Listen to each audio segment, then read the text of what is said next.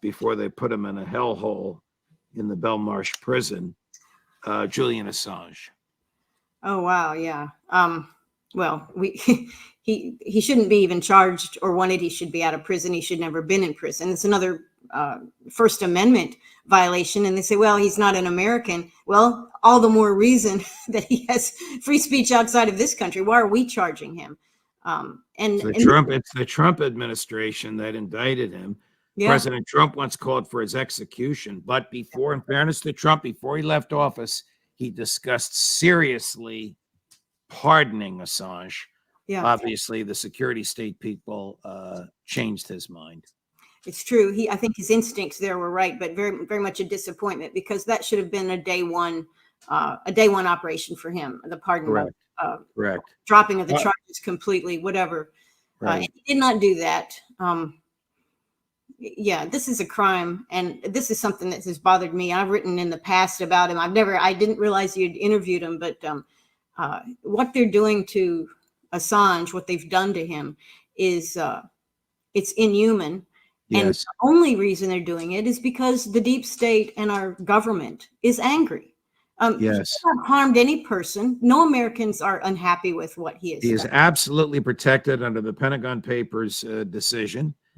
No matter what the media, how the media gets it, if it's in the hands of the media and the public is interested in it, the media is immune civilly and criminally from the publication of it. That's the lesson of Pentagon Papers. And when he published those tapes, and if you watch them, they're hard to look at because it shows people being evaporated by drones, and the drone master, whoever's in the U.S., sends it laughing.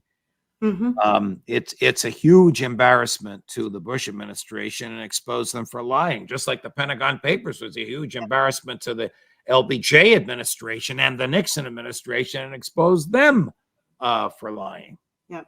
Well, you know, I wanted to, in the fact that our government is highly vulnerable. They're very sensitive to criticism. They're very sensitive to embarrassment, more so even than ever before. And so I think this is an opportunity for all of us to realize it doesn't take much to push back against really bad government. And we have really bad government. We've had really bad government for a long time. So, you know, we should be courageous. We should have role models, and they're everywhere, that can push back just a little bit. And we need to do that, all of us.